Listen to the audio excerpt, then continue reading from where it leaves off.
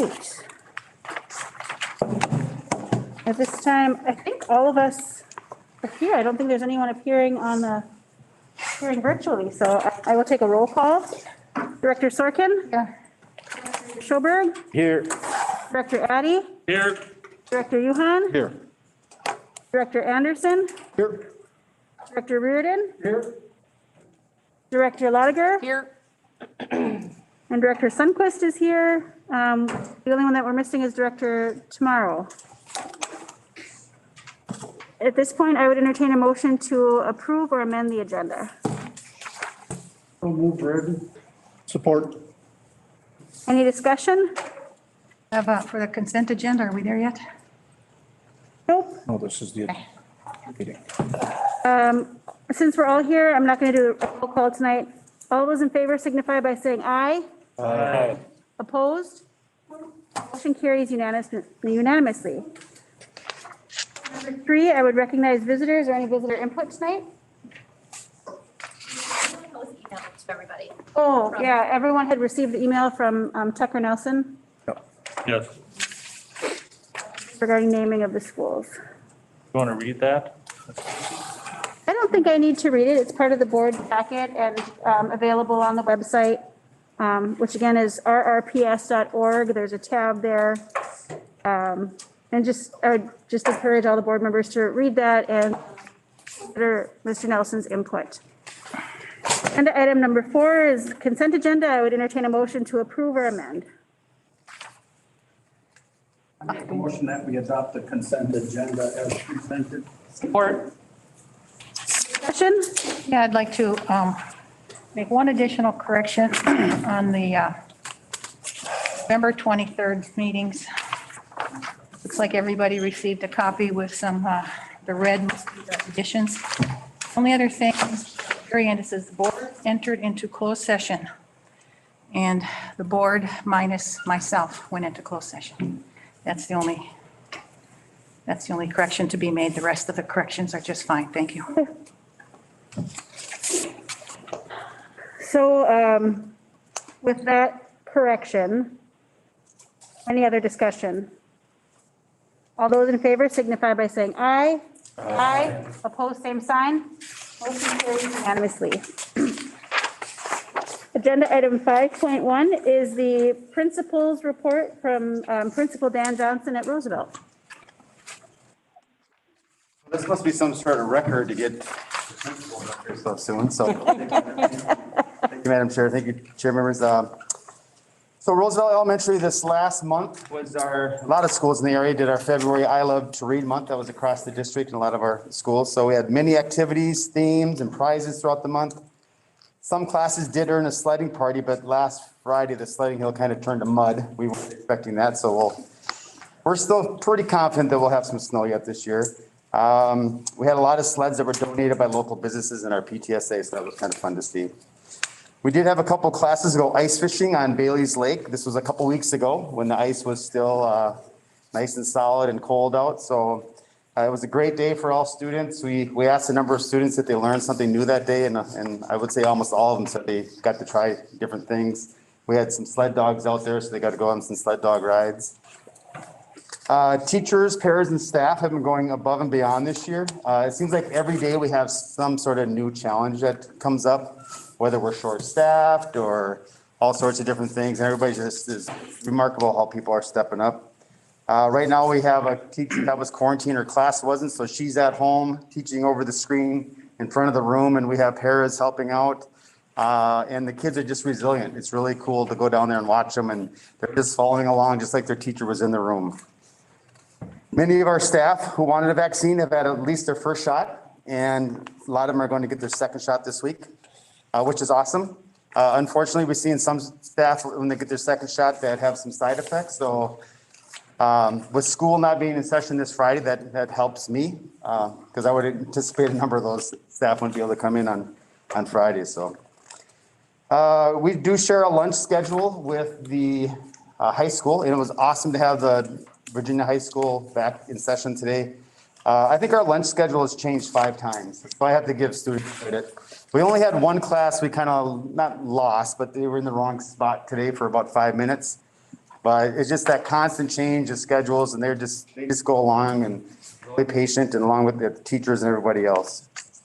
Amber, teachers are making adjustments to their class rosters almost on a daily basis. We have a number of remote learners going back to in-person. So we've been making adjustments there and they've been very flexible in working with those. And our families have been very patient and understanding during this school year. They've also had to make a lot of adjustments, so we appreciate their partnership and we appreciate the support of the board. I know you guys have had to make a mountain of decisions this school year, so we thank you for that. Any questions for me? I don't think so. Thanks for everything that you've done. I Sure. think that when you've got staff that's willing to be creative and kids that are being resilient, I think that's also due to the leadership at your school. So thank you for that. Thank you. Thank you. I'm just going to stay up here for the next item. Yes, the world's best workforce. World's best workforce. So in your packet, you did receive, I want to say it's 18 or 19 pages of the document that we did create in the last month, well, number of months. I'm just going to do a short version of that tonight with the power or with the Google slideshow here.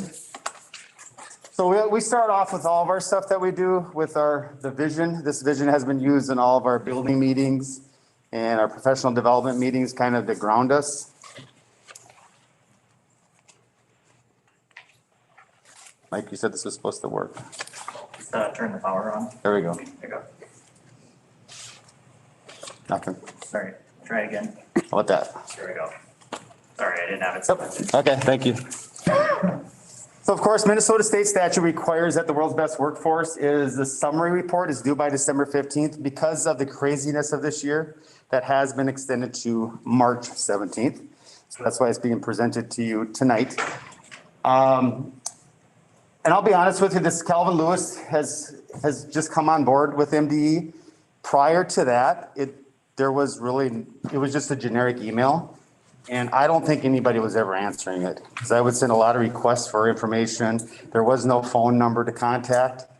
Now this individual was just hired here in March. And so we have that direct connection, a direct line if we do have questions. Because our situation is pretty unique.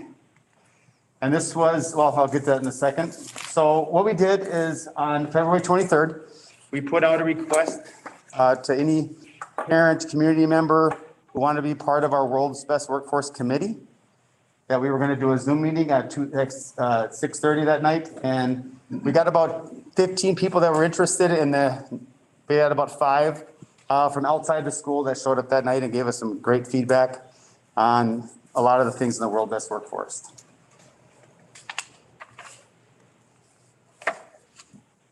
Let's go to the next one, Mike. Next one. Yeah. So the 5 goal areas, to familiarize yourself again, is we want to make sure all students are ready for kindergarten, that they all achieve 3rd grade level literacy. We close the achievement gaps between all student groups. We ensure that they attain college and career readiness and that students graduate from high school. Those are the 5 goals that we need to address in the world's best workforce. And the challenges this year, of course, COVID, number 1. Last year when we approved the world's best workforce, our goals were all based on MCA data. That is pretty typical amongst most districts. And of course, we didn't take the MCAs last spring. So our data that we're looking at is from 2019. In the meantime, we merged district. So then we had to look at the historical data. We had to combine those. And then I know the state doesn't get a whole lot of these requests. So hopefully Mr. Lewis can help us. When you go to the state and say, yeah, we're a new district, we need credentials to log in now to Rockridge. Right now, they don't know how to give us that answer. So I think they're working on that. I think we're really close to having those credentials so we can log in, put the information into the system, and move forward with that.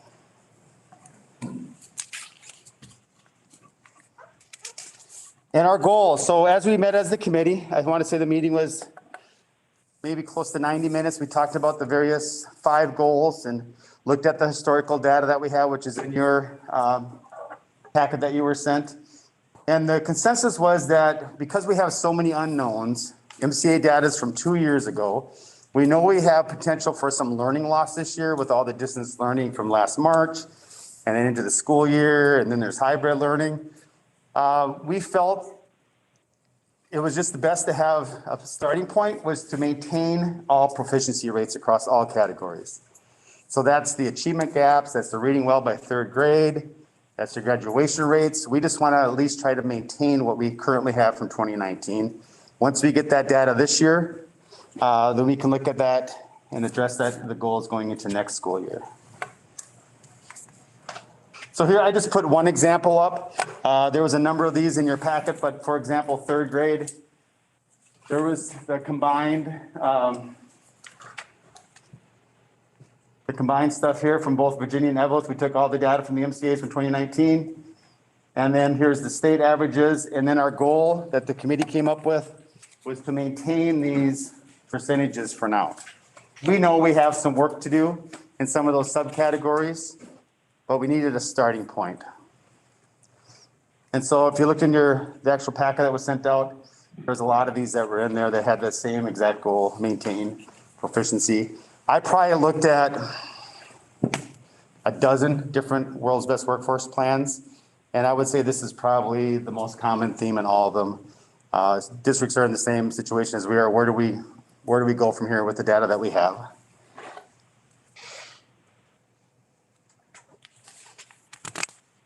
Oops. Was there another one, Mike, in there? No. Right. And so as we move forward, make sure I get in the right place here. Combination of data across the district. We've done that. We're going to make sure we have all those numbers correct. We will be doing MCA testing this spring. So we'll have the current data that we're going to need. We've aligned our strategies. And so a lot of the stuff that we're working on is off of our document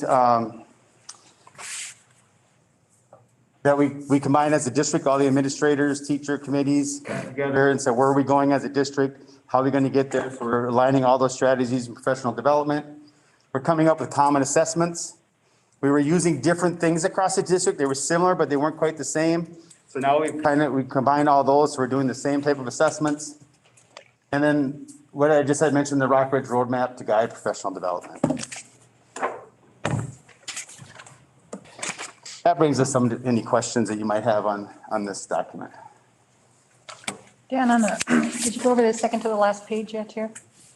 I did not. I only did a little brief summary, so I can talk about the actual document if that Second helps. to last page, college and career readiness looks as though Virginia had advanced placement in biology and advanced placement in youth government. Correct. And Everett Gilbert did not. One question is, into this year, the 2021 school year, do we have former Everett Gilbert and Virginia students in advanced placement, or did for registration last year this time, are they only Virginia former students? Correct. I think it's only on the former Virginia side right now. Moving forward, they're going to combine those classes, registration for next year. They're talking about having an AP across the district. Okay, so the students registering now. Correct. Would we have that opportunity to do AP? And we've actually expanded those AP classes. It was just biology and U.S. government. Now there's econ, psychology. There's one other one in there. And those are active this year? Yes. Okay. So there's five different categories for AP classes that we offer. Okay, and then I see the average score for Minnesota versus our school district. Correct. I suppose that's going to be thrown into one of the goals to increase those. Yes. You- No, historically, we've been at or above state average. Last year, the AP exam was all digital.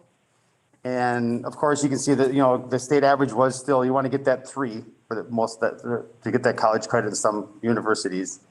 For some reason, we were below that. A lot of it I had to do that digital platform that they used. Usually those tests are paper pencil, but this year it's actually can be both, either paper pencil or digital. So you're saying students don't get credit unless they get 3? Well, they get, the way that I think that it works, and I'm not 100% versed in this, but it's a scale of 1 to 5, and the higher you get on the AP, the more college credit you can earn, depending on how the colleges look at those scores. Okay. And we don't, we don't have those test scores for econ, psychology, and the That's the other. first time they've been offered this year, yes. Oh, okay. Yep. So we'll have those for going into next fall. And I know they weren't even taking, because we didn't test for last year, but you've got 2019, 2020 scores, and so. Correct. I think we're just on like no information for this year for those. You're exactly right. There is no new information. We just combined all the data from both districts into one as kind of a starting point. Thanks. Any other questions? Thank you very much. All right, thank you. All right, 5.2, update on the budgets with Spencer. Welcome. Good evening, everybody. Mike, I don't know if you're able to share the documents I had on the board agenda or not, or I could just go through them. I think all of you probably have them in front of you. I can pull it up. It'll just take me a minute. Okay, well, I'll start and kind of talk through what we're doing tonight. So tonight, just want to give you some preliminary budget information and kind of the assumptions that we're using to start building the budget for next school year. As you know, there's a lot of unknowns at this point, from students to funding, to federal stimulus dollars, to all of that. But we need to start looking at some assumptions and where we should go from here. So I'll just start with what we've come up with so far. Number one is students. I always start with that because that's our biggest funding source. We're looking at a decrease of 108 from this current school year's adopted budget, or 56 from what we are today. So if you look at the second page that I put into the packet that shows estimated enrollment, yeah, Mike, if you go to the next one, if you can turn that, that would be great. So you can see the first line is what we had for a budget, which was 2,495 students, K through 12. When we looked at the numbers in early February, those numbers about 2,443 in our schools right now. That's a decrease of 52 students from our budget, which is about 2%, which is actually right in line with the state is seeing statewide in public education or in public schools right now, is about a 2% decrease in all numbers. So what we did to look at next school year or get an estimate of what we think, we use a 3-year average retainage. We get that from the MDE website. They just look at how many kids move from kindergarten to first to second over the span of 3 years and how much we retain. So to be conservative, we use those numbers to estimate what we would have for next year. Those numbers came out at 2,387, and that's the 108 less than what we had in last year's budget. And then we estimated 150 kindergarten students. We currently are at 160. We just got that estimate from principals. So those are the numbers I'm using right now to estimate what our revenue will be. The second piece of revenue is, will there be any state increase on the basic formula? So if you go back to that first sheet, Mike, that would be great. So right now we're going to assume a 0% increase. I know that it's been talked about and I've heard maybe up to 1% or things like that. But I think for this first run, using the 0%, so that's what I highlighted is the number we would use. So that's the revenue in all the different general categories. The other change that we see is if you look at the basic skills line from this year's the $1.1 million to the 21-22 is down to 842,000. Remember, this is the one we've been talking about since this fall. This is based on free and reduced lunch numbers. And this is, again, a statewide kind of issue that everybody's seeing now that the federal government has kind of waived lunch fees for all for this year. And we had so many students that were distance learning that we didn't get those forms filled out, or the parents didn't fill those out. So statewide, we're seeing a decrease there. I have heard rumors about some bills that are going through in St. Paul that could maybe help us or help all school districts with that, but as of right now, we don't know how that's going to be. So having said that, through all of that, we're looking at about $1 million decrease in revenue based on basic skills and a decrease of 108 students. So that's kind of the starting point for our budget. And then the next big unknown that we have right now is our contract settlements. As you know, we're bringing two school districts together. That means two separate contracts together for both AFSCME, teachers, it would be principals too, and all employees. So this is really I think it's a decent estimate, but having just started the teachers negotiations, it's definitely not going to be 100% accurate at that million. But I think that's a good starting point for us to look at our budget, that it's going to be $1 million.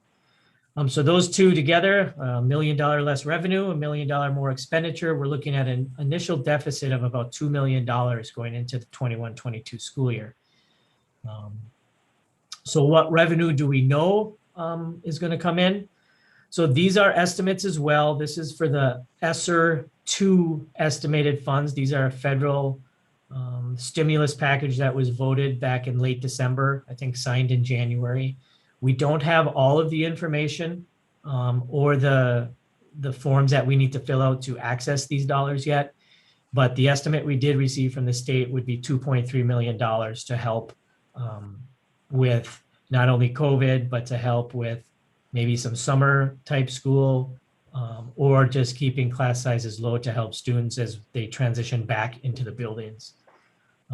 The other information I wanted to add is every additional student that we bring in is roughly 8,500 per student. So depending on how those numbers come in over the summer and into next year, that's what we could expect.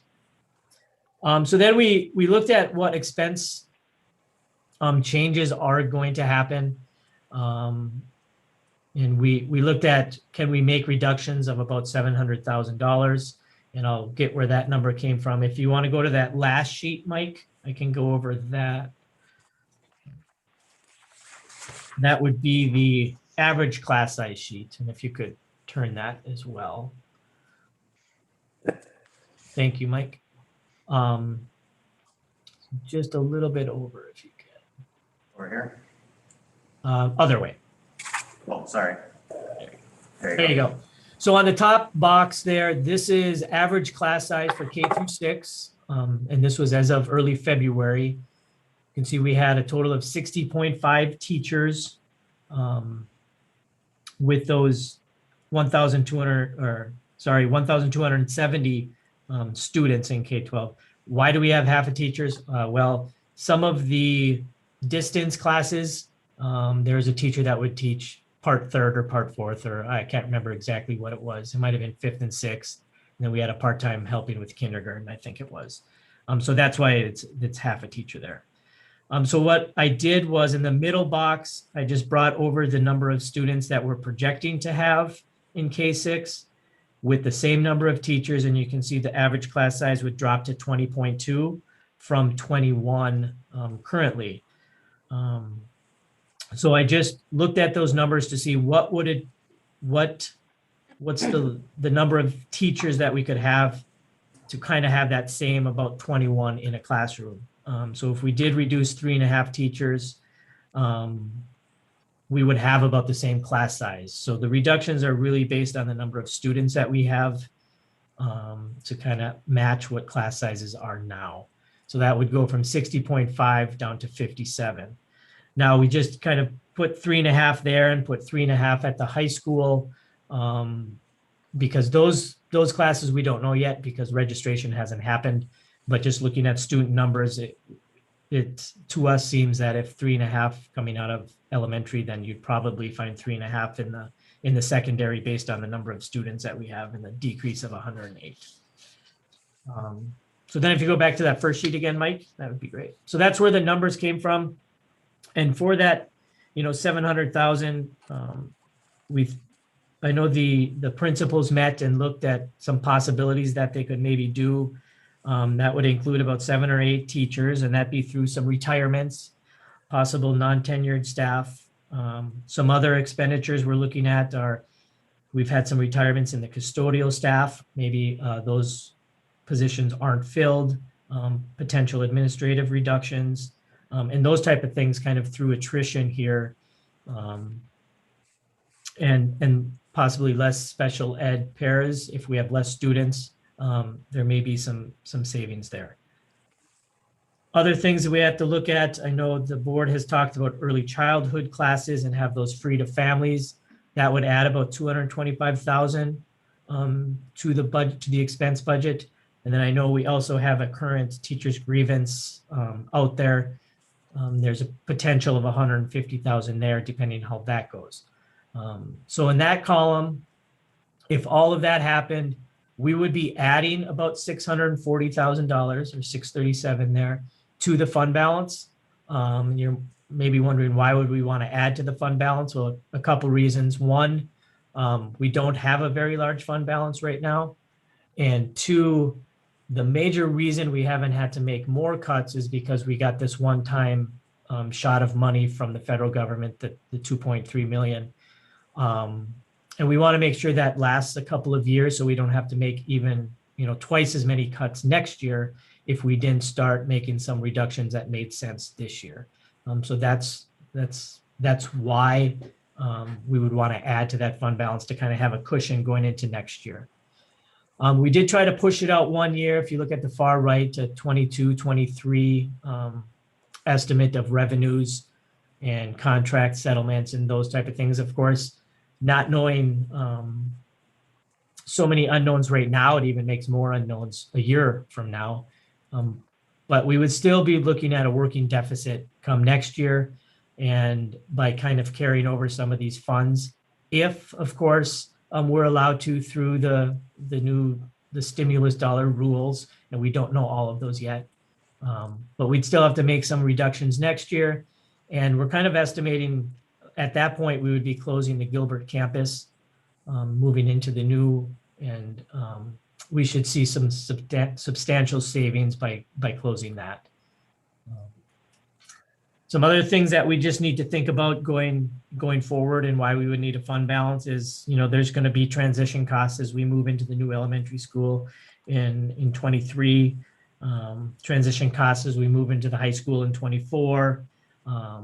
And we should have some decrease in utilities moving into these old buildings. I just don't have a figure right now at what we think that's going to be. But this is our best estimate at this point for a preliminary budget. We'd like to hear your thoughts over the next couple of weeks and be able to bring more concrete info, hopefully, to you in a couple of weeks, what we should do for specific expense reductions. So I'll take any questions if you have them, or definitely if you have questions over the next week or so that we can look at it at the next board meeting, that would be great. Spencer, it's Polly. Is it accounted for in here, the consolidation transition money? It's about $500,000 in revenue. Yeah, so part of that is in this current school year's budget. So that transition is a 2-year, and it is not included in that second year as we kind of earmarked that for. We knew we would have a lot of things with such as uniforms coming up and things like that with that consolidation. It's included in this year's though? It is included in this year's. And so is it about 250, 240 some year, 245 each year? No, I believe it was the first year was 300,000 and the second year was 150. It was cut in half for the second year. But I can get those figures for you and email the board the exact dollars of those. Okay,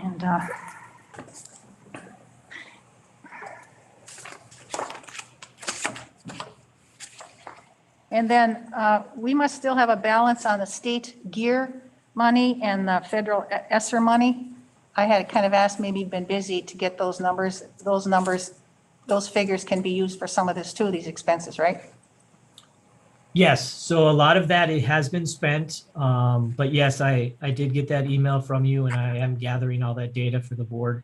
But yes, we do have some left to finish this year with a lot of the, those are the PPE type things, getting kids back in school. So we didn't want to earmark those quite yet as the kids are coming back this week.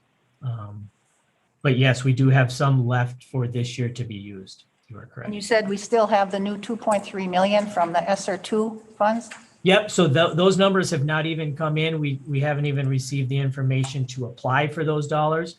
That's just the estimate we've received that should be able to be used through next school year and beyond. I think it's going to be at least 2 years that we can use those funds. I'm also hearing the latest from the feds that was partially passed this weekend, and I think goes to a vote either tomorrow or Wednesday. There could be additional funds to help with, especially with getting kids caught up from distance learning this year. So we don't know anything about that either, but I'm holding out hope that there'll be a little bit more to help with our budget going forward. One more question for me. Sorry, I'm monopolizing the questions here, but we haven't gotten, the board hasn't not gotten building project budgets for a few months.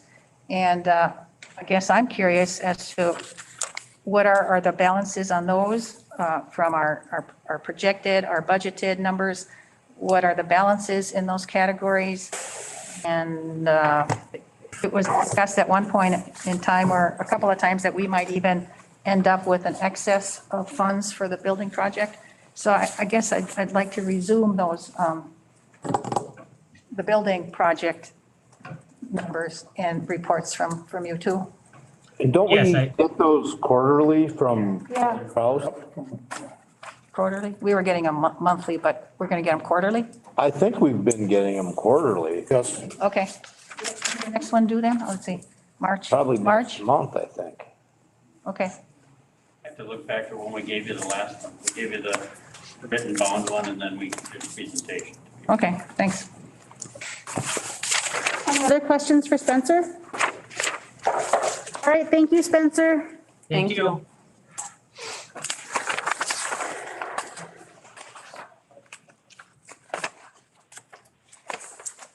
All right. Agenda item 5.3, update to the potential sale of school buildings by Jeff Kidd. Good, guys. So I got a whole pile of paper for you here because that industry needs help. So the first thing I passed out, I'm passing out here is documents related to the first offer that you guys saw, that about a month ago, 2 weeks ago, whatever the last meeting was. These are some additional details to their purchase agreement that you saw. This next thing that I'm going to pass out is a new one that you haven't seen. The first document is an actual purchase agreement for both buildings. It is for $1,000 for each building.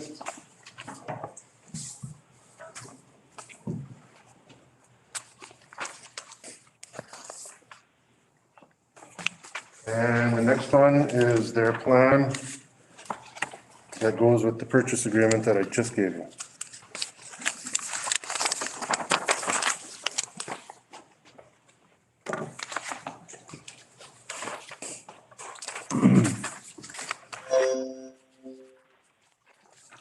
I do have, I think Andrea's behind me.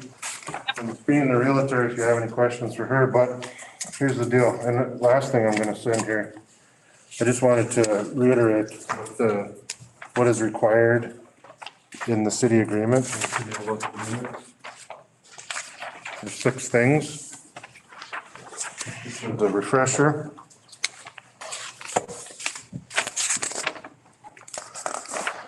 So we, after laying dormant for a long time, there's some sudden interest in those buildings because you guys said that you're gonna tear them down and sometime this summer.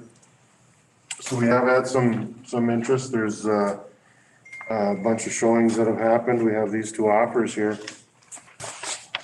And Noel and I, and this is all new to all of us, obviously. Noel and I have talked about it as to how we proceed from here. So I guess we're just looking for some input. I'm not looking for you to digest everything I just sent out to you and make a decision, but what we're looking for is how you'd like us to proceed. I mean, do you want us to process this stuff and decide if it's worthy or not worthy? Do you want us to bring it to you to decide? Because here's the process. I mean, at some point, the school board has to agree that they want to sell that property to whoever the purchase agreement is signed. After that, it has to go to the city for 30 days, and they have the first right of refusal, so they can determine whether or not they agree with that sale, or if they don't, they have the option to purchase it for the same amount of money. However, there are those contingencies of stuff that, the 6 things I showed you, that whoever is purchasing it needs to provide information on for us to make that decision. The ones that you have in front of you don't meet all 6 of those. There are some missing stuff. So I'm just looking for an opinion. I mean, do you want, at what point do you guys want to see this, and how deep do you want to be involved in it, I guess? Is that fair? My feelings are, is if it has to go through the city of Everlast, that it would go through that channel and then be brought to us for our approval. That seems like it would save the most amount of time. I agree with you, Matt, what you said at the last meeting. Yeah, I guess and yeah, appreciate your understanding that you can't digest it as you're sitting at the board table, but I just, There's no way to ask you to digest it and make a decision. but for less than $1 million to develop 30 apartment units out of those buildings, I know I typically see inflated estimates, but I mean, Jeff, these people are a viable contractor, or looks like they got some credentials here? Or, I mean, do they meet everything that the city wants? Where'd you see that $1 million? I mean, it's kind of, In here? There are a few things missing, but, I mean, what's missing? I mean, well, for instance, the one that I just gave you tonight, you have a plan for what the intended use is.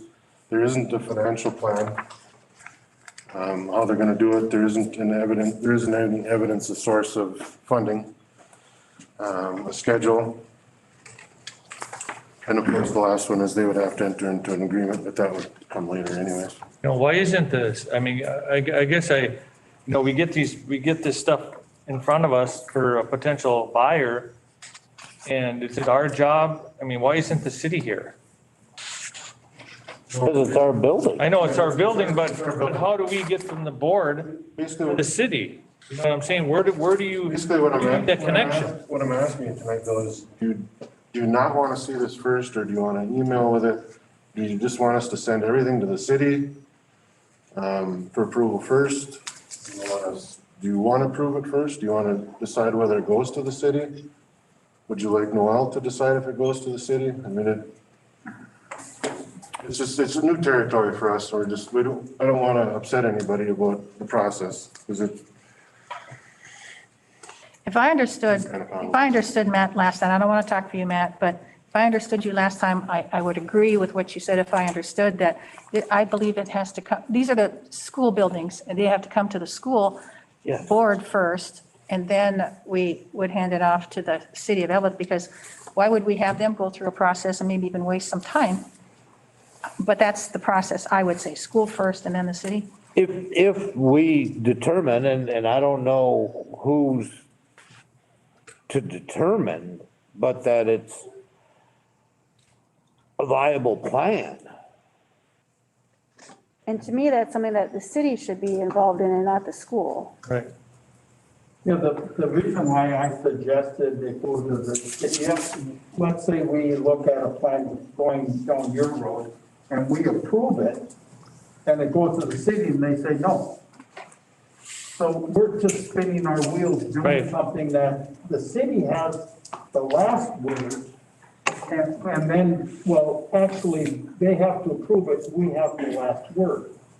So I think if we get the proposals so that we're knowledgeable, because the last thing I want to do is have somebody call me and say, geez, I just heard, and if bringing it to us like this and then bringing it to the city, I think, and then having us approve it is the right route.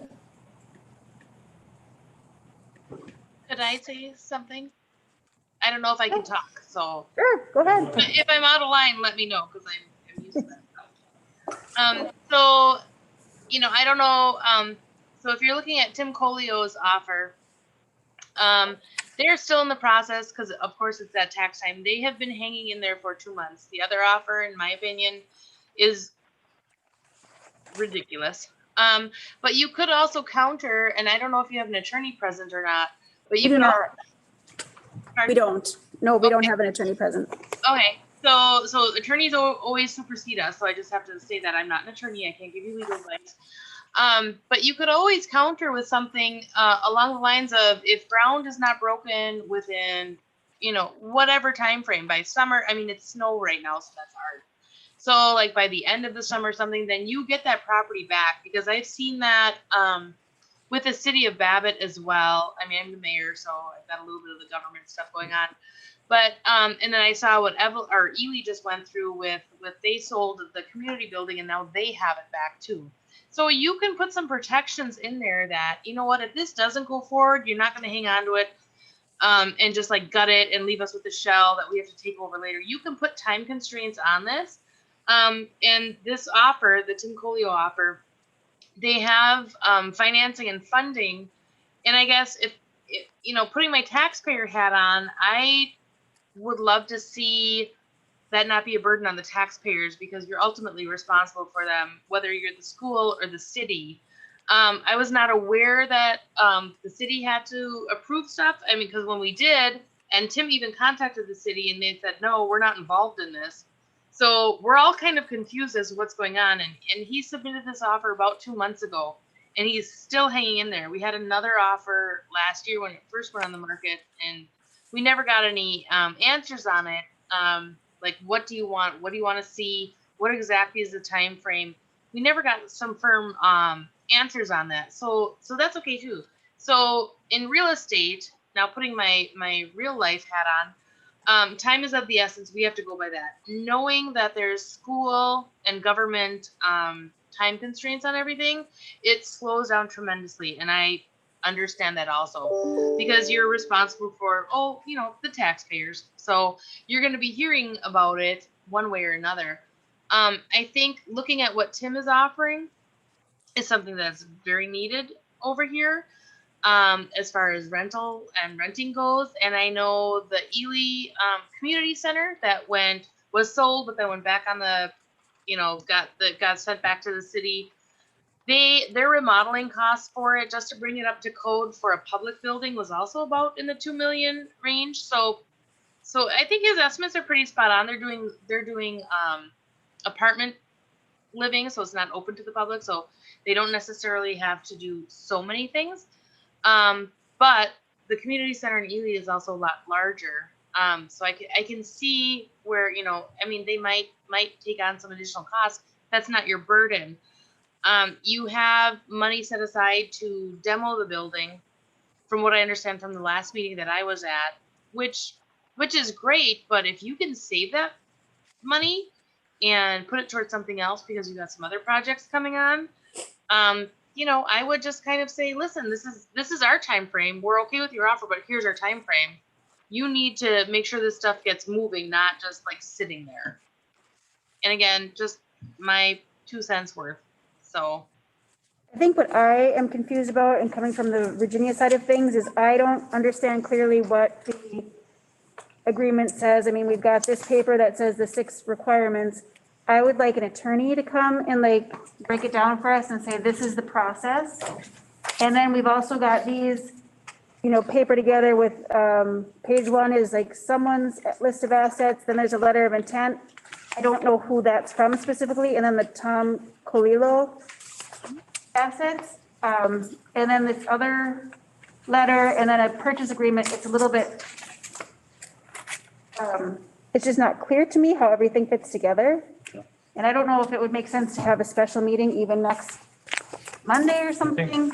I think this is the agreement of their plan. But is this like, are Amy, Angel, and Isaac Wolter different than Tom Colillo? Partners. Those are his partners. Right, but I don't know that. That is not clear to me as. It was on the purchase agreement. Yeah. Yeah. Done They were the first together. one. Yep. Right. And then this would be their plan, basically, and how much it's gonna cost per square foot, what they're gonna do with the plumbing, the interior, how much per square foot to remodel. I think that's for the. I mean, that's what the city kind of wants. I mean, other than diving into their bank account, This. and You know? These two are together, right? These two are together. I think we're looking for a business plan. 1 through 6 is a business plan. This is not a business plan. Well, I would like someone to explain to me as a board member exactly what the board's role is. That's not clear to me. Well, I think we have an asset. We are trying to sell that asset. But we have an obligation, in my view, that we don't do what's been done so often by school districts in that, yes, it's a lot cheaper, or we can eliminate the costs of the demolition just by selling the asset. But then if nothing happens that we want to have happen, then you end up with buildings, like I say, that are, we can start on one end of the range and go across the range. And there have been success stories. Washington Manor in Virginia is one. And I don't know how many units are there, but it literally cost millions and millions of dollars in that particular case. And I believe that these buildings, and Jeff, please correct me if I'm wrong, are in such a dilapidated state that to be able to put 30 to 40 apartments in there for less than $1 million, I can't imagine that. And I would at least like to see what that estimate is based on. But the cost of putting those apartments in there, at whatever cost, as long as it meets code, and it's, and it's approved by the state for a certificate of occupancy that, yes, you can live here, why would we be concerned about how much money they spent? Because my concern is that they'll get into it and see that it'll cost many times what they felt it was gonna cost, and then they abandon the project, and we have in the middle of town, a building that's deteriorating. Yeah, we don't own it anymore. We have no legal obligation to do anything with it. Isn't that That's where you have somewhat the spelled, isn't that somewhat spelled out in the project summary on that second page? It's, I mean, and wouldn't it be the first right of refusal would kind of? well, we can throw it to the city of Everlast and Well, they say, would do you want Well, they this would look it over and development? give it the blessing. Well, they would look over the plan and say, yeah, that looks good. And the other thing, Matt, to piggyback on what Joe was saying, I don't think there's any guarantee if we get a bunch of proposals, we send them to the city of Evelyn and they bless them, and then they say, we have 3 of them, which one do you guys want to do? Of course, we'll look at which one is possibly more profitable for us. There's no guarantee that it's going to get done. But the thing is if a proposal comes to the city of Evelyn and they look at it and they bless it or they don't bless it, if they bless it, it comes to us. If they don't bless it, then we don't have to look at it because none of us have construction backgrounds. None of us have, Bill's got heating and cooling, but the thing is, It's right. the Washington Manor in Virginia cost a lot of money and they added on to it. So I think since Everlast has the right of first Right. right of refusal, I think that. What we do is we say, we want to proceed with this. Then we give it to the city of Evlith and they decide, do they want to pay us the $50,000? Or do they want to let the property go to this developer with the hopes that they develop it according to the plan? I just have to. I want to throw a little kink in this. So what if let's say we get a proposal for 50,000, as you just said. City of Everett says, well, we want to buy it for the 50,000, but we want you to tear it down. Can't do that. No. So once we sell it, our demolition. Once we sell it, it's done, whether it's to one of these entities or whether the city of Evlith pays for it. I believe we need to check that in that agreement with the city of Evlith, the school district would use its money to demo. Correct me if I'm wrong, but I believe that. If we don't sell it. We don't sell it. If they buy it from us, we don't have that obligation to demo it. I'm For the pretty city? sure of that. For the city? That's where you could put something in there saying, if you don't start construction or whatever, if you don't start work on it within 6 months, 8 months, 9 months, whatever that time frame is, and be realistic just because of construction period, you could say it reverts back to the city and they don't get any of their money back. You can say that. So you would recoup that money that they paid for it, but they haven't fulfilled their end of the contract. So then you get that money back. And then also in regards to like a business plan, I need to know a specific business plan of what you need, because a business plan can be 60 pages, 120 pages, a gazillion pages. We need to know exactly what you want. And again, that stuff can all change. I mean, I've been kind of encouraging people to say, give us a phase 1, a phase 2, a phase 3, just to be realistic as far as what they're going to do, because that's how all the other, bigger construction things, this is a bigger project, definitely. But like, if they don't break ground, like within 8 months, 10 months of when they close, you keep all that money and you get the property back, and then you can demo it. And there is really no, no big loss. And I mean that term very loosely. That, you'll get the building back and then you can go forward with tearing it down if you want. But I mean, I think at this point, it's an option to give someone a chance, and then also maybe really, ease some burdens on the school district, because, we've never really had a very clear understanding as to what exactly do you want as far as a business plan, because again, those can be very large and very long, and then there are different phases to them. And Andrea, it's Polly. I believe in our contract, our agreement with the city of Evlith, they do have, I think it's even on the first page, their criteria, the information they want for their evaluation. And obviously, an attorney helped draw that up, and I would like the attorney to come and review it with our board as a whole to give some clarification to the rest of the members that weren't part of the Everett Gilbert board when that contract was put into place. Maybe we should all. That would be my recommendation for the first step, and then we can answer your questions as to how we want to proceed, whether it's the board as a whole, or you, or Noel, or whoever. We can do that. How much time we have left to get that building sold? Much as you want. Yeah. I agree. I think The current demolition schedule Summer. is the summer, right? So we could either put it on the agenda for our next meeting or try to get a special meeting for next Monday.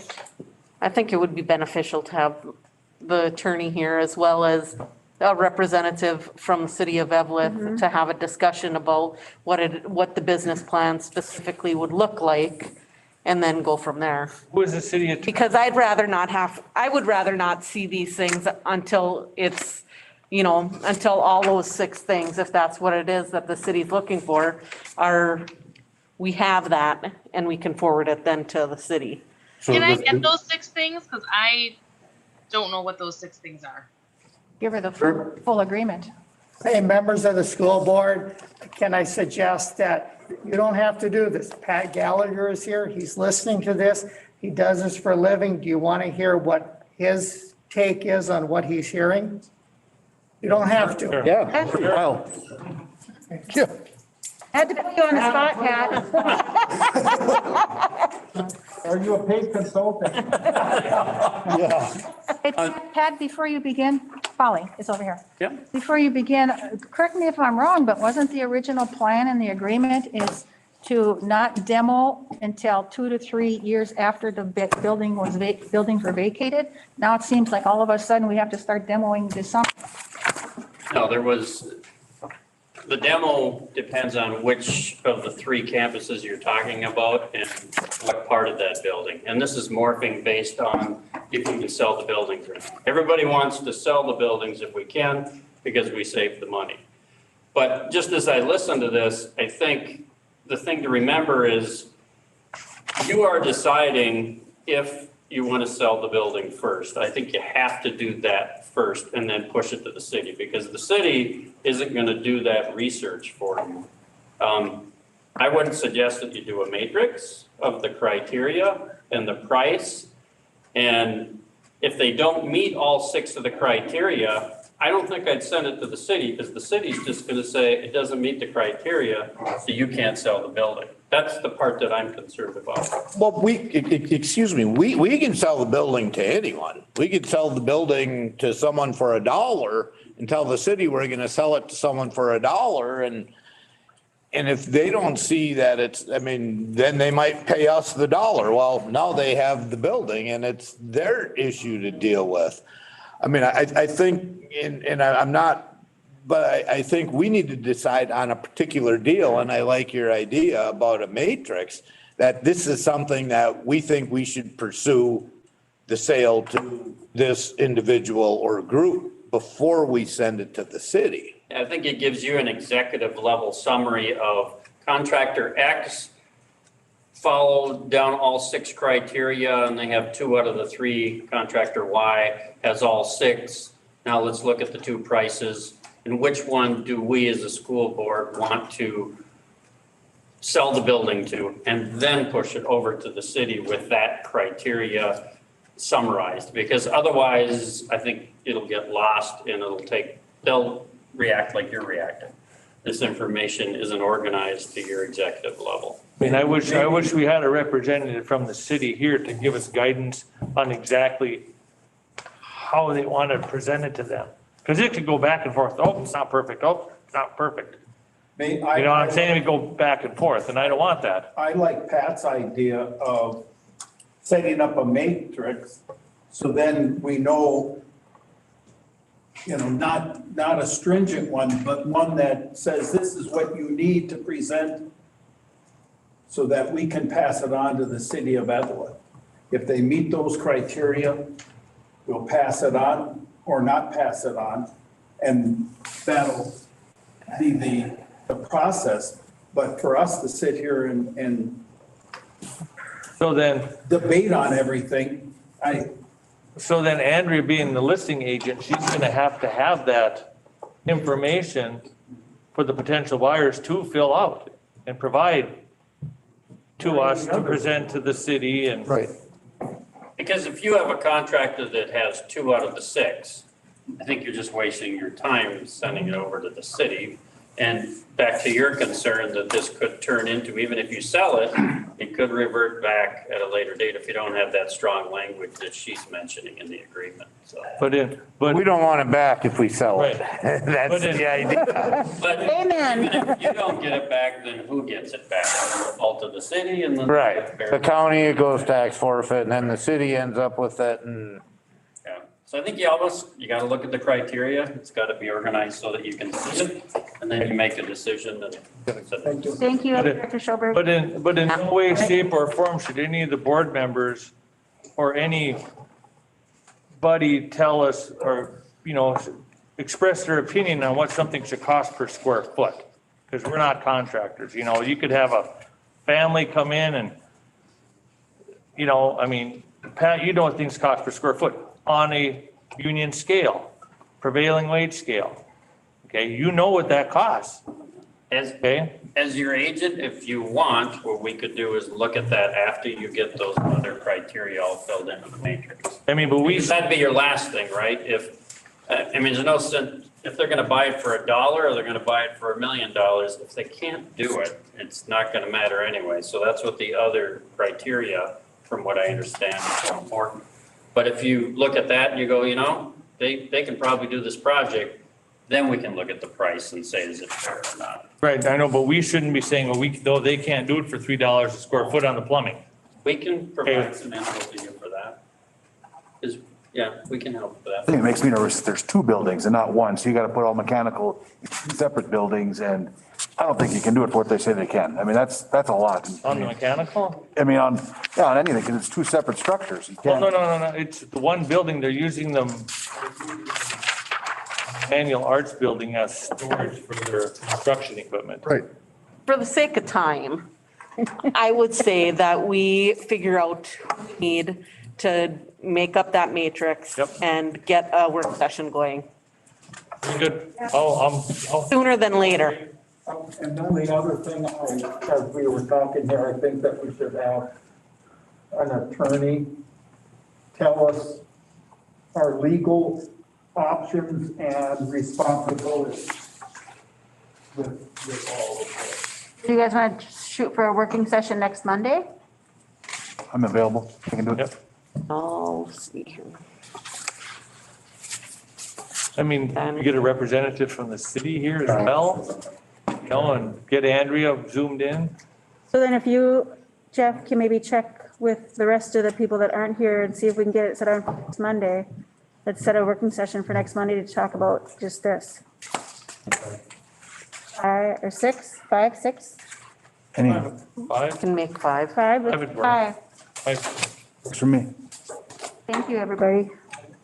Just FYI, the city of Everest's lawyer, Kennedy and Graven, is the one that drafted that particular. Okay, Which one is that? Kennedy and Graven. out of the cities. Jeff, I have a question for you. What have you found out about the National Register of Historic Places and the manual training building? That's, there's an organization, it's out of the cities, that, prior to demo, we would have to write a letter to them, a letter of intention. And they have 7 days to respond if they want to find a buyer for it, to restore it or whatever. It's kind of similar to the city thing. They can choose to purchase it if they so want to, or they can say, just go ahead and demo. But we are required, because it's on a national register, we're required to keep them in the loop and to consult with them. That's what I thought, yeah.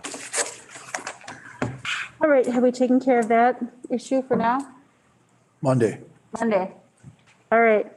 So Jeff, do you want to give us an update on staff It'll be a immunizations? lot quicker with this one, I promise. We'll hold you to that. All right, so we have 527 people that we consider regular employees, and we currently have 387 of those that are, at least had their first shot, probably half of them have actually had their second shot. We got that done all within a month and a half, so within the next 3 weeks, we will have everyone with their second shot. We did have 37 people deny the shot, didn't want it, which is fine. And we had a little over 90 that haven't responded to us. And I do know just from talking to some of them were waiting for the AstraZeneca shots, some are waiting for Johnson & Johnson, different reasons why, so. But overall, we have 75% of our working staff that is currently immunized, which is outstanding. A lot of time, so that's really good news. And from all things that I'm hearing, probably by next fall, they'll start doing students. They're hoping for August, September, and maybe we'll get the ship on the right path again. Thanks for Normalcy. coordinating all of that. Yeah. That was no small task. Yeah, but it's lots of props to the county. They did a lot of work on that. That's all I got. Thank you. Good deal. Thanks, Jeff. Thank you. Okay, 5.5, Noel? Thank you, Jeff. I'm going to give a very quick update on the rest of the school year. You've heard Jeff talk about the immunizations, which has accelerated dramatically since 2 weeks ago. So as you know, the kids are all back in session Monday, Tuesday, Thursday, Friday. And I think we're going to make it the rest of the school year based upon everything that's happening. We do occasionally run into someone who does have COVID or who has had contact with someone who has COVID. And we are sticking with the 14-day quarantine of those individuals. And I know it causes issue and some people don't like it. However, by sticking to the more conservative 14-day quarantine, it improves our chances dramatically to keep the kids in the building for the rest of the school year. And so what we're telling, and the athletic directors are telling the coaches, is that, and for those listening, we want to continue reminding students and staff that they should not put themselves in areas where you could get COVID. Be smart about it. It is still there, even though the rates has gone dramatically down. So we are especially telling our kids, don't go to areas where you have kids from multiple towns, multiple states, and where no one is wearing a mask. Same thing to staff. With those little precautions, I think we'll be okay. Now, Wednesday, the state has come up with some additional clarification on Wednesdays and the amount of prep time that teachers are supposed to have during this. So we will look at that, and we'll take a look at that as far as, because I know people are worried about Wednesdays. The kids, why aren't kids in school on Wednesdays? So we will take a look at that. And the reason why that whole started was because of the high schools. Because we do have teachers who are teaching kids live, and then they also have kids distance learning, because we have a lot of classes that we call them singletons, there's only one of them. So we will be taking a look at Wednesdays as far as what happens on Wednesday. And then the last thing about the school year from now to the end of the year is you heard Spencer talk about funding for kids who have fallen behind this year. So we are looking at a summer school. We are looking at something starting shortly after school normally is out and then rolling for about 6 weeks. We're looking at setting that up, and that would specifically be for kids who are behind primarily in math and reading and K-12 and who need extra help. And if we can make this work with busing and lunches when kids come there during the day, we'd be looking at about a 5-hour day or something like that. So I just want to let the board know that we're also looking at working something that into our schedule for the kids who have fallen behind.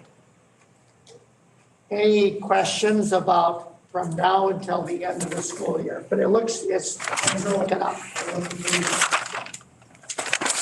And I'm going to stay here because I want to do an introduction to the next board item on your agenda. Okay, the next board item is 6.1, approval of work authorization forms with Todd Larson from Cunningham. All right, before Todd gets up here, we brought Todd from the Twin Cities. Pat is hanging around specifically to answer any questions you might have about these work authorization forms.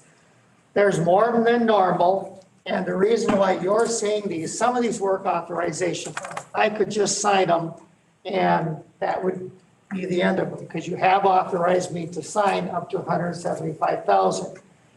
We are not going to do that. We're going to show you all of them so you can see them. And the reason why Todd is going to talk about them in a little bit, is for full transparency to you and to the public, so you see these work authorizations form. An important thing for the board to know is that all of the work authorization forms you are about to hear, and we are going to ask for your approval for these work authorization forms. These are already in the budget. So when Pat was talking to you about the budget, every single work authorization form that you're about to hear about already is into the budget. So none of these are new, none of these are extras, none of these are extraordinary costs, but we're deliberately bringing them to the school board in full transparency so you can see them and be aware of them. before I slide off the stage here, any questions for me before Todd takes it away? Isn't that, Todd? Take it away. And John Erickson with DSGW is with us tonight too. welcome. So thank you for taking some time with us tonight to take a look at these. Are there any questions about what a work authorization form is? We've been in front of the board with these before. Okay. I think in your board packet, you have a summary of all of the work authorizations, their value, and then the individual authorizations as well. What's going to be the most productive path for the board tonight? Do you want us to kind of briefly go through each one of these and see if there are questions? Yeah, I think if you want to briefly go through, and Mike, can you put that up on the screen? Sure. And actually, maybe, do you just want to have him put the summary on the screen, or? Summary would be the best, I think, yeah. Okay. It is fine. That's the easiest one we can go through.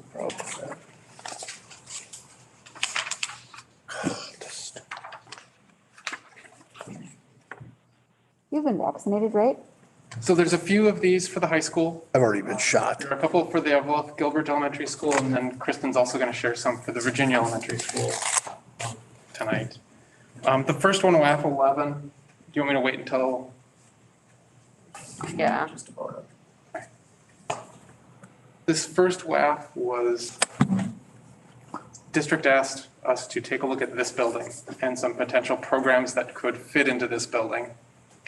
Learn a little more about what they need, and then do some test fits to see can all of those programs that you're thinking about putting in this building fit. And then we created some estimating diagrams that Kraus Anderson was able to establish very early, very high level cost opinion, what it might cost to renovate this building, to put those programs here. I believe that was wrestling, district administration, a health clinic that would be connected with one of your academies, and your ALC program. I think that one is an hourly, not to exceed $12,000.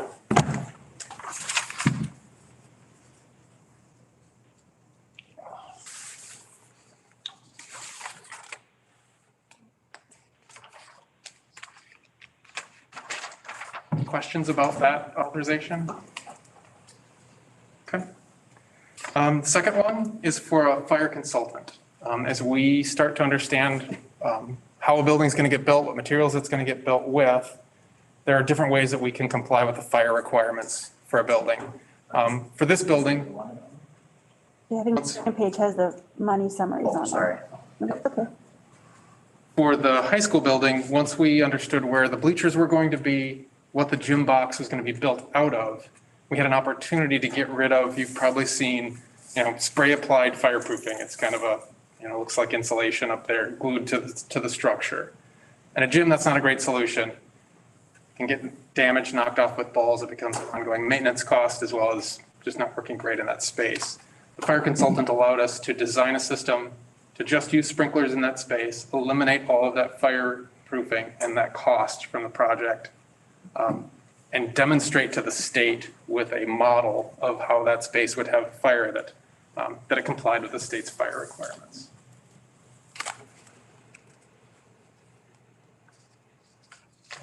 So that one was for $18,700, and that saved the cost of that installation of that fireproofing. Number 13 is the school tours. I apologize that this is coming to the board so late after those tours happened, but this is our DSGW's costs and ARI. This includes all of the high school tours, elementary school tours, everything we went on, was it 2 summers ago now almost?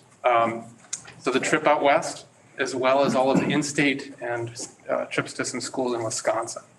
So it's our time to plan those trips, book everything, work with your staff, and attend those tours. Did you say these are additional to the tours already taken? No, this is for the tours that were Already taken. okay. Yep. And then the concessions one. Concessions one represents the development of the concessions at the football stadium and the baseball, softball complex for additional mechanical, electrical, plumbing, and food service consulting design. When we got into their initial design meetings with the concessions group, we got through the concessions that'll be within the building.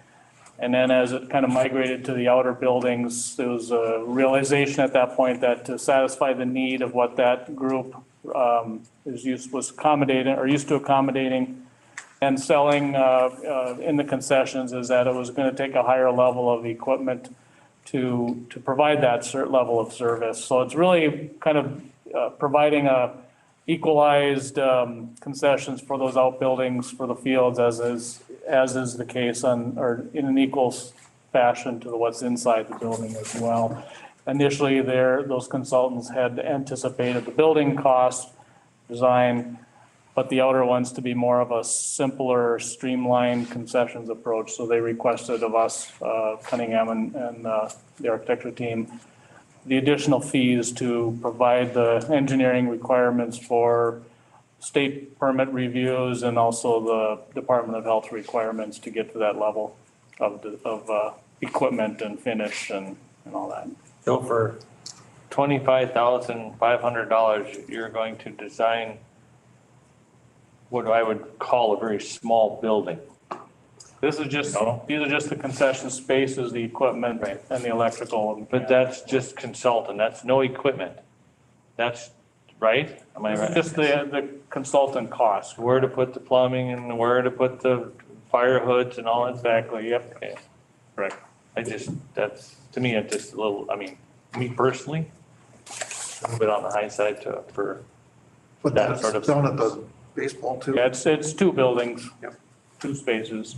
And it's basically for consultant areas as well, so. It's really going from being able to sell prepackaged stuff in the Correct. concessions, which was kind of in the original agreement, to being able to prepare food and make stuff for sale there. In both buildings. Yep. They're almost identical. There's a couple of variations that the group wanted, but they're pretty much identical. And would that be for the plumbing and for the bathroom fixtures and all that other? That was already covered. Okay. And on the next one, I'll jump into as well. We'll kind of tag team on this one. So the extended construction administration schedule represents an increase of duration of construction projected to be about 30 months versus the contracted of duration of 24 months. And what it represents is continuing our level of services for that additional 6 months. We feel that, and Pat can probably weigh in too, is getting out of the winter season. I think that's going to help us a lot understanding what that schedule for the final duration will be. But it's kind of giving us or making sure that we're still able to cover the needs of the project and be here on site for meetings, et cetera, for that additional time frame. And we're suggesting that this one be hourly. So if construction doesn't go 30 months, you don't pay us for any time that construction isn't going on. If KA knocks it out of the park and they finish in 27 months, we're not going to bill for those last 3 months. And I think a little bit of this is the timing too of, I think the referendum was for a 24-month construction period. That's what our contract was based on. I think as the district started to contract with KA and develop the contract with them, looking at this project, they decided this needed to be a 30-month project. And so that's why there's a little bit of a discrepancy between what their contract calls for and what our contract was written as.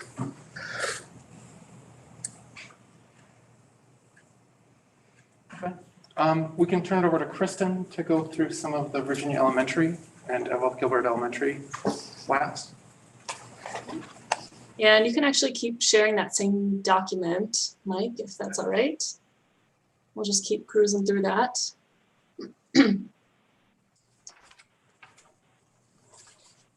First, I just want to call attention to one thing on the summary chart. When we get back there, there were 3 WAFs listed, numbers 16, 17, and 18, which you've already approved for Virginia Elementary. So forgive our oversight for including these. We're just going to talk tonight about numbers 19 and 20. Those are the two outstanding for elementary. So first I'll touch on WAF number 19, which refers to phased demolition. And what this work represents is the demolition of Roosevelt Elementary while preserving the high school facility for another year to have students on site. And this is kind of a series of pieces. You know, it started with the evaluation of really the feasibility of that demolition, looking at the existing building structure, the existing building systems, how it's served mechanically and electrically, and where and how that demolition could occur. Where's that line?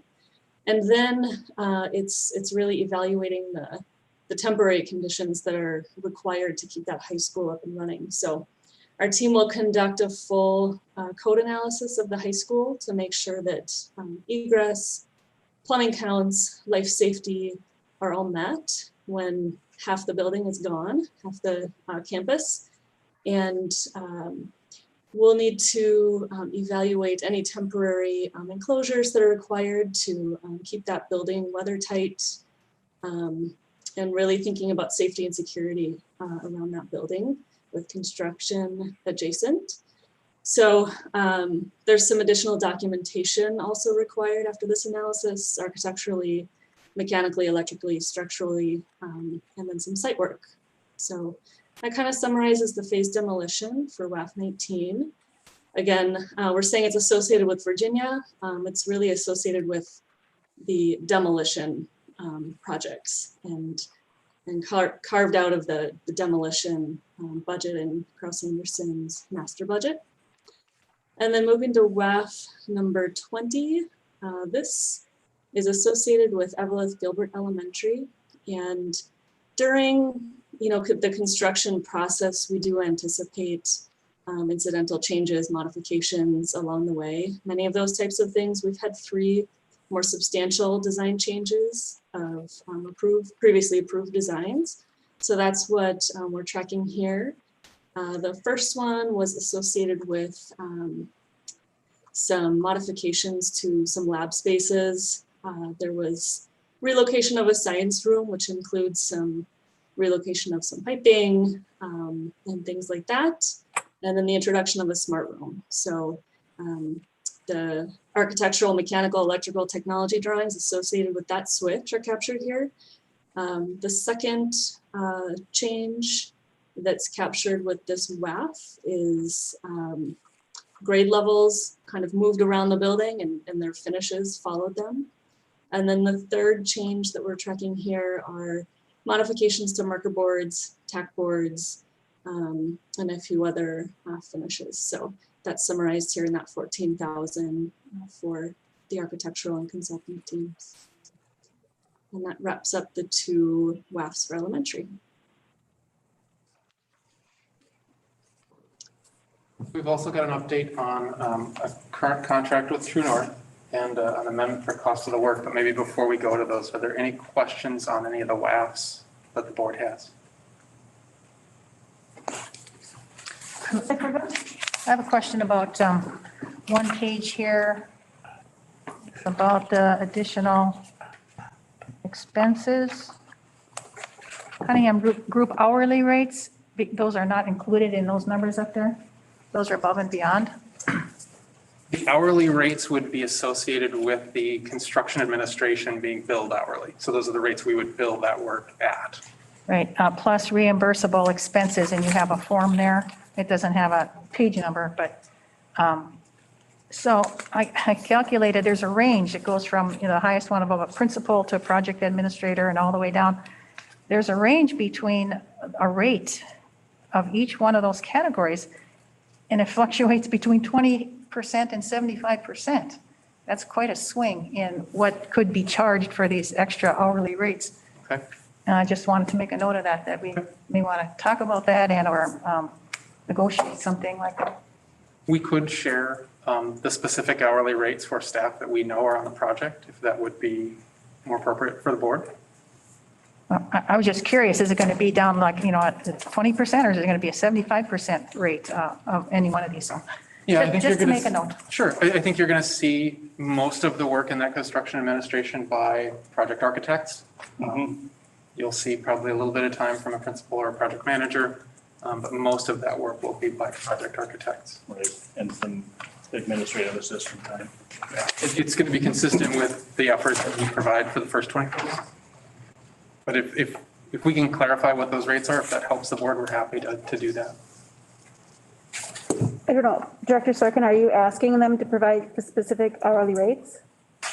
I don't know. I just saw that the swing is such a wide thing. We don't really know what rates we're going to pay if there's that wide of a rate swing. Like, for instance, the first one, the principal, any rate from $200 to $350, that's a 75% swing in charge for reimbursable expenses. So try and keep a handle on costs. And I do know that these change every year, and these numbers and these rates are different than the initial contract. And on that initial contract in 2019 or whatever it was, it says the very next year, those rates were going to increase. So, and they do change on a yearly basis. So we've had probably at least, this is going to be the third or the fourth rate increase almost automatically. So I think we're getting into a lot of money here. They can change yearly. I don't believe our firm changed rates from 2020 to 2021 this year, but yes, we do review those annually. But they're different from the original ones that I remember. Yes. Yes. Those would be our current hourly rates. Any other questions? You can move on, thank you. Okay. So True North Consulting is the technology consultant for the projects, and this item is specifically relating to Gilbert Elementary and the high school. When we started working with them and bringing them on board with the project, I think the technology scope and how we were going to collaborate with your district staff was still not fully defined, but we really needed to get them on board. And I think we've had a really productive collaboration with the district staff. I hope Mike agrees. At that time, we established an hourly contract with True North to do the technology work and to collaborate with the district on that. We shared an estimate at that time of what we thought those fees were going to be. As we've gotten into it and we've done some things that are a little bit different. We're looking at electronic door locks for this school. That's something most districts don't do. As we've defined the scope of some of the technology pieces and brought some vendors to the table to help explore what technology solutions are right for the district, they've spent a little more time than we estimated initially. So we're providing an updated estimate of what we think it's going to cost to finish the project. And that's what's reflected here under that hourly contract. I will say that looking back at some of the other K-12 schools we've done, we're still providing, I think, a really good value for the fees that they are estimated to charge. And so this would be for the Gilbert Elementary and high school. Any questions about that? Okay. Lastly, the amendment. It was back in late November, the board allocated another 1.65 million towards the high school project to help make up for some of the value management budget issues that the project was facing. Our contract is based on the value of the work. And so this amendment, as we did once previously when the board added value to the project, reflects that change in the cost of the work. So that's the fee associated with it. Now, I want to make clear or share with you all, we're not just lining our pockets with that money. We took that funding and worked the other end of this effort. We worked on bringing the rest of the overage down. And so we're covering consultant costs primarily to do the value engineering work, to make the adjustments to the project, to get it on budget from the change in scope end as you brought dollars towards the cost of the work. So that's our effort on that item. Is there a page on just that amendment? I don't think I see one. More of a detail on that one? That one we've included an updated exhibit to the contract. I haven't. Okay. That was part of the board. Okay, this last two pages. Yep. So that would just amend the Exhibit A that's currently associated with the contract. Okay, got it. Any questions for us? I just want to apologize for not reading through the summary to get the information that the consulting for the work order of 14 did include 2 buildings, that's all. I apologize for. Be necessary. No. And again, as Noel said, all of the fees represented here are already accounted for in Kraus Anderson's budgets, professional fees that were reported to the board back in November. So there's not any dollars shifting from construction, furniture, equipment, anything to cover these. They're already allocated to professional fees. Thank you. I Thank don't you. think anyone else has any other questions. Chris, Ms. Nelson, I just wanted to clarify. Did you say that work authorization forms 16, 17, and 18 have already been approved? Correct. Okay, thank you for that. So at this point, board members, I would consider approval on work authorization forms 11, 12, 13, 14, 15. Yeah, they're already laid out there. 19, 20, contract amendment, and the technology fee update. So moved. Or Motion by Director Anderson, support by Director Lotiger. Any discussion? Hearing none. All those in favor signify by saying aye. Aye. Opposed, same sign. Motion. You need a roll call? I think we do need a roll call, just because of people viewing. We're all here. All here. No, but I think that I might be wrong, but I thought that we had to do roll call, not just for us. I think it's only when board members are not. It's only when board members are not present. Since you're all here, I do not believe you need to do a.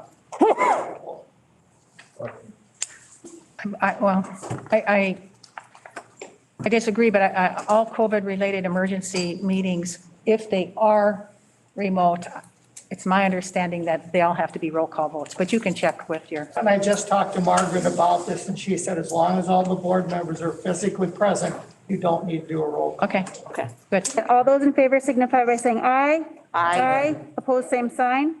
Motion carries. We got 1, 2, 7 to 0. And I would just note for the record that Director Schoberg had to leave.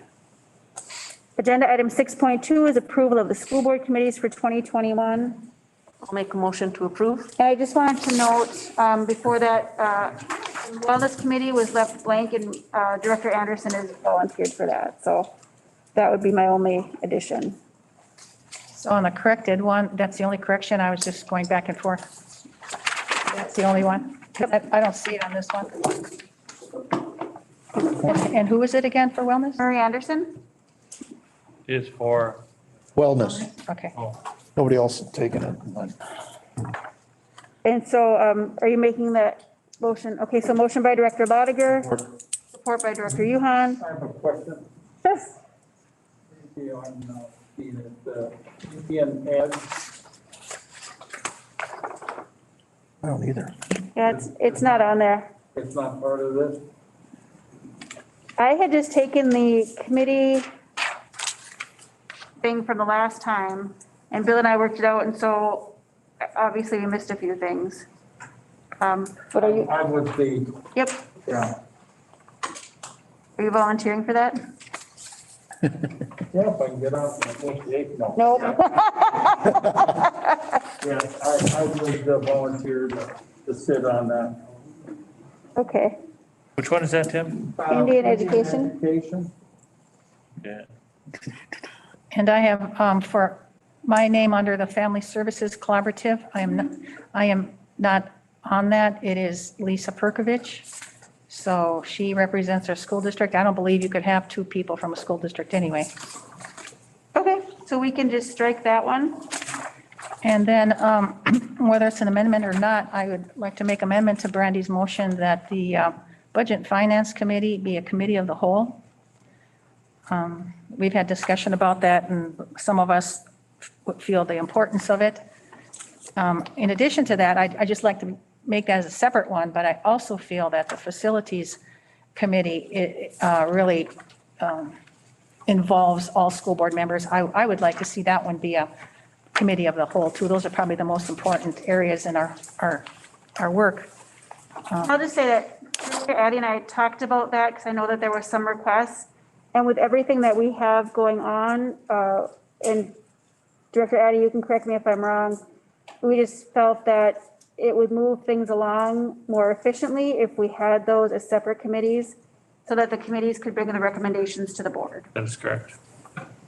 And again, that is such the most important one. I think all board members should have all the information and all the figures. And I guess I would leave it as whether I get a second or not, as an amendment to these committee. The boards establish the committee, the chair appoints the people, but the board has the authorization to establish a committee of the whole, such as budget and finance. Correct.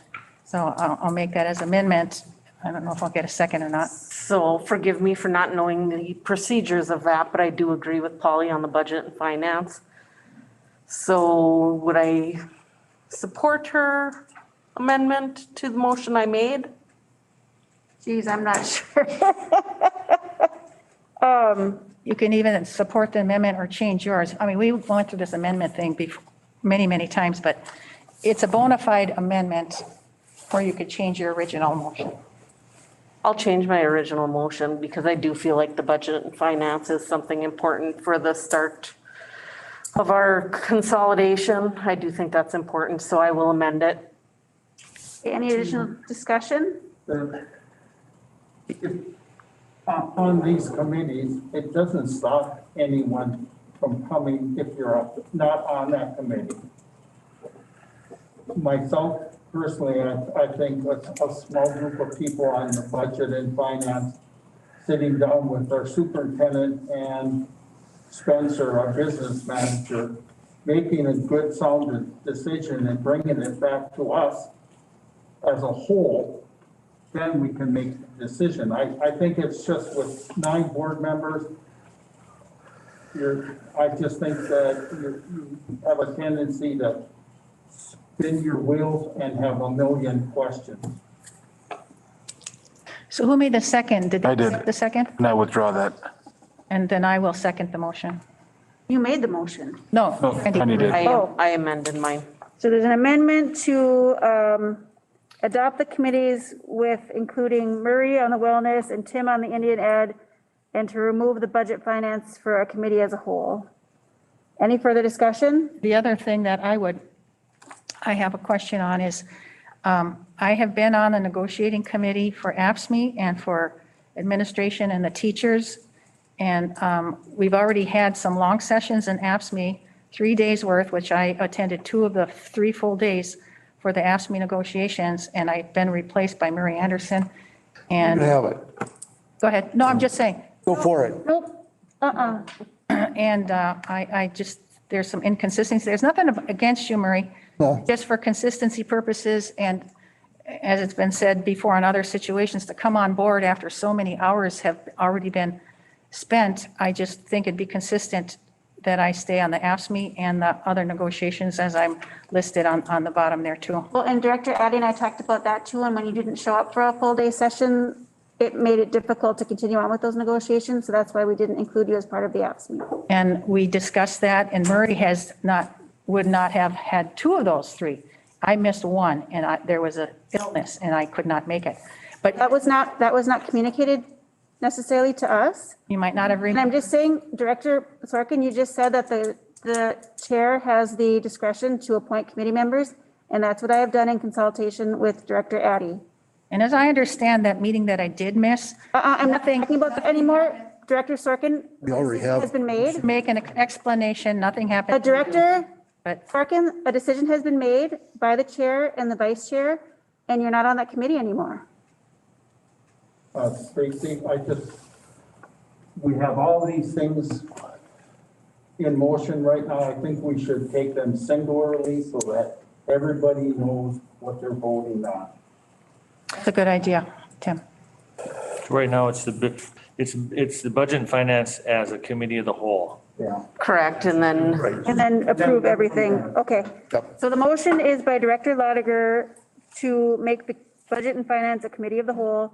There's the second by Director Sorkin. Any additional discussion? All those in favor signify by saying aye. Aye. So that's 4. To make it a committee of the whole. I'll take a rolls to make sure. Take a vote. Okay, Director Sorkin, Yes. Director Addy, Yes. Director Yuhan, No. Director Anderson, No. Director Reardon, No. Director Lotiger, Yes. Director Sunquist is no. So motion fails 4-3. That's politics. What's the next one? I would entertain a motion to approve the committees as noted with adding Director Anderson to the Wellness and Director Reardon to the Indian Education. I'll move. Support. Motion by Addy, support by Lotiger. Any discussion? And to take me off Family Services Collaborative? Yeah. Yes. Okay. Any additional discussion? Director Sorkin? No. Director Addy? Yes. Director Yuhan? Yes. Director Anderson? Yes. Director Reardon? Yes. Director Lotiger? Yes. And Director Sunquist is yes. Motion passes 6-1. Agenda item 6.3 is to consider resolution 21-029, accepting monetary, property, goods, or services, a donation by Karen Kersey Hoffner. And I expect that's what Mr. Speltz is here to discuss. Patiently waiting, of course. I don't know that patiently has ever been used to describe Mr. Speltz. Eagerly waiting, maybe. Just kind of wandering there, yes. Pardon me. Yes, this is, as it may say in there, this is our wonderful Kersey family finishing their third leg of the $120,000. So we really appreciate them. They have been wonderful and will continue to be wonderful. So Karen Hoffner, thank you very much. We appreciate your $40,000. Awesome. Absolutely. Yeah, it's wonderful. Wonderful. I just have to say it again, when we started this, I had no expectation that we would get such, large and generous donations, but even the amount of smaller donations from so many community members and people who don't live here anymore, but who went through the school system here. It's really been incredible. I did not expect that. Yeah, if I can follow up on that, we have that separate fund on the side going for the Steve Kersey Legacy Fund to try to raise enough money to name the track after Kurz, as everybody called him. And I had some wonderful conversations today, and many people watching at home will remember the names Bernie Kukar and Mr. Ron Kostelz. So those are a couple fantastic Gilbert names that are entering the game of helping support getting the track named for Mr. Kersey. I'll be waiting for there, and they gave me a whole bunch of other great Gilbert names to make phone calls to. So this has been really fun getting connected and trying to get this track named after Kurz. I have to ask the question, is there any famous people in Virginia and Evelyn? You see, when that sign, Bill, and allow me the freedom here, I believe it's called Fiercely Unite. I know. But it's coming, trust me, because at the end of my presentation here, I have a little bit of fun, so stay tuned. It's like Stone's. Stay, right? Willie's like Paul Harvey. Yes. Yeah. Wait for the rest of the story. So again, thank you to the Kersey family, the Kersey kids for kicking us off, and everybody else who was donating to the Steve Kersey Legacy Fund to keep that going. It's nearing $15,000 in its own little fund. Wow. So that has been really fun to watch. As you've seen them all come through, Yeah. you can see that. And before I forget it, I have this in my notes here. People are good. You have to see, if you were in my job, you would see how good people are. I mean, they're calling, they're giving, they're telling stories. It has been just absolutely amazing, and people are good. People are really good. You probably need to act on that. Yes, no? Yeah, that would probably be the cleanest. I would Make a motion. Support. Director Yuhan, the motion, and Director Lotiger, support. Any additional discussion? All right, all those in favor signify by saying aye. Aye. Opposed, same sign. Motion carries 7-0. All right, 6.4 is the Minnesota Power donation. This is fantastic. This was so much fun working on this with a Virginia graduate, Mike Perla. He works for Minnesota Power here in Eveleth, and he was so excited about getting on board and getting me connected and working with, and me and Amy Curtis, who's in charge of all of this for Minnesota Power, all of their giving and their community relations. They came to the site, they went on a tour. They absolutely loved it. Right over here, you'll see I have a whole bunch of pictures set up on easels, and they just couldn't believe it. They said, and this isn't anything other than all of us working together. They said, this is one of the best presentations we've ever had. You're making it very easy for us. And then they met in February. They were deciding at the best time that it would be to make this presentation. And we got it. We just got $70,000 from Minnesota Power for the Performing Arts Center. So huge thank you, Mike Perla and Amy. Thank you so much to Minnesota Power for their ever so kind donation.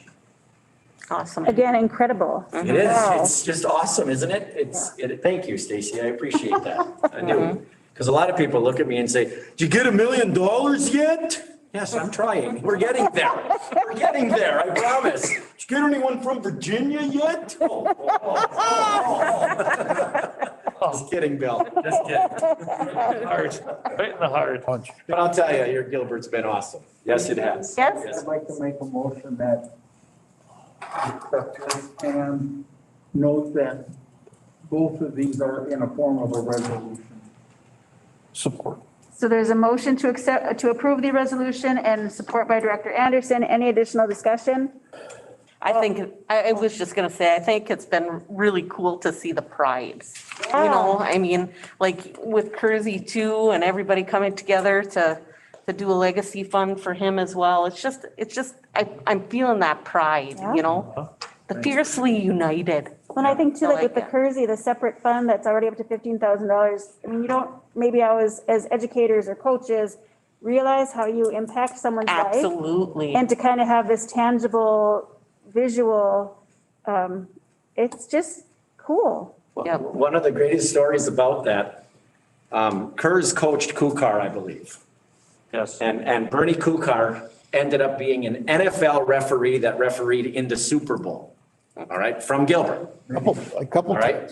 And the best part was when I was talking to Bernie and talking to Deanna, Kurz would send him little reports on how well he did or didn't do while he was officiating in the NFL.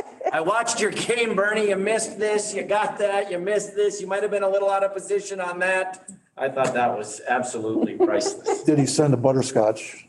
Yeah, I know. Wait. A Werther's. Further. All right, so Or the butterscotch, though. I'm with you on that. The Werthers weren't around yet, so they started out as that butterscotch Yeah. Brock's candy or whatever it's called. Yeah. Always. He was wonderful. Absolutely incredible. we've got a motion and support. All those in favor signify by saying aye. Aye. Opposed, same sign. Motion carries 7-0. If I can have 20 more seconds. Sure. You're awesome.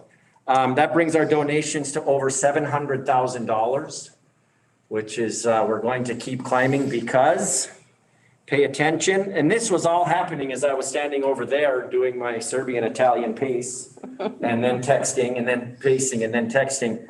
I'm bringing you a substantial one, I'm hoping, to the next meeting. And then, as I was over there, hopefully another substantial one to maybe the following meeting, maybe that meeting. So it's incredible right now. So thank you. Thank you for, believing in this and doing it, because there's a lot of great things happening right now. Cliffhanger for next. Thank you. Yeah. What a cliffhanger. All right, agenda item 7, unfinished business. I keep asking about insurance quotes, going out for new insurance quotes and advertising for new insurance agents. We have to do both of those every so often. And so I don't know when that's coming to the board, that information or that. I believe the answer to that, Spencer said he was looking into it. And that he did recognize that you had said that, and he said he would look into it. But I didn't ask Spencer where he was at before this board meeting on that, because we were talking so much about the budget. So I will ask him about that. And it's not just the insurance quotes, but agents, rotating agents and going out for. And then the other thing is we must be in a registration period for students at this point in time at the high school? Not quite yet. We are not yet? Not yet, no. So unfinished business, it's maybe not unfinished, but it'll become unfinished business. And I was curious about, we did a block scheduling for 1 year and about decisions made about scheduling and block scheduling for next year. Are you anticipating that being on a future agenda soon? The issue of block scheduling and what we're doing, because of the way the two contracts are written, it absolutely is going to come up during the teacher negotiation part. And we just haven't gotten to that part yet. But it will come up during teacher negotiations, yes. Above and beyond that, though, for our curricular plans, and how that may or may not fit into, I mean, that's a board job, is to prescribe textbooks and courses of study. And so I'm wondering when that's going to be coming to the board. And we're actually talking about that with the principals today. However, there's really nothing we can do until we talk to the teachers about the schedule, because there's some specific language in the contract. From the admin point of view, we want some flexibility in the wording so that no matter what happens, you could go to a block or you could go to a not block or some combination hybrid thereof. But we just can't go there right now because we don't have the wording in the teacher contract. But yes, Polly, you are right. It will come back to this board. So is there a like a timetable to have that discussion with the teachers, or are you wrapping it into the teacher contract negotiation discussion? It has to occur during teacher contract negotiations. And not an MOU like we had last year? No, I believe this is going to take a long discussion with the teachers union about this topic. The principals would like it done last month. But principals don't always get what they want. So we'll need to work with the union on the language. All right, any other unfinished business? So meeting announcements, the next regular board meeting will be Monday, March 22nd at 6 PM here. And the AFSCME teacher negotiations will be on Thursday, March 25th in the old Virginia boardroom. Motion to adjourn? We're having a working session next Monday? If Jeff can get all the people that need to be part of it, then yeah. Motion to adjourn? Motion made. Second. There's four by director. All those in favor signify by saying aye. Aye. Opposed, same sign. Motion carries. Thank you, everybody.